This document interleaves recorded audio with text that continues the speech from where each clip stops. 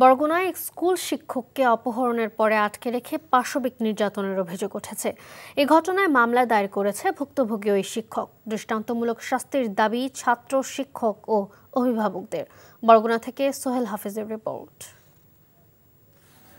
বরগুনার আমতলী উপজেলার চরকগাছিয়া মাধ্যমিক বিদ্যালয়ের শিক্ষক রফিকুল ইসলাম ছাত্রদের লেখাপড়া করানোর সুবাদে থাকেন বিদ্যালয়েরই একটি কক্ষে।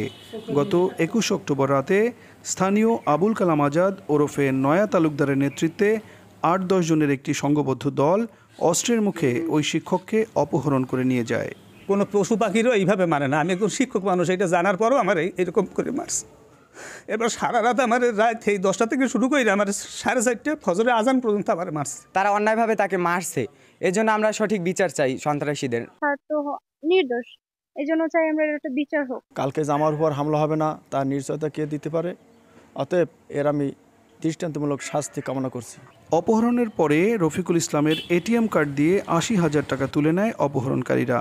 এছাড়া রফিকুল ইসলামের একটি ল্যাপটপ ও মোটরসাইকেলও নিয়ে নেয় তারা।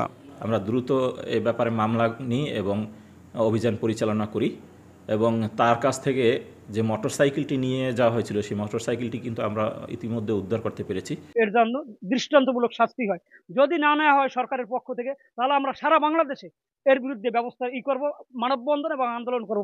এই মামলার আসামি আবুল কালাম আজাদ ওরফে নয়া তালুকদারের বিরুদ্ধে অপহরণ ও নির্যাতনের আরও একাধিক অভিযোগ রয়েছে। এ বিষয়ে জানতে তার মুঠোফোনে যোগাযোগের চেষ্টা করলে ফোন বন্ধ পাওয়া যায়। সোহেল হাফিজ, এনটিভি নিউজ, বরগুনা।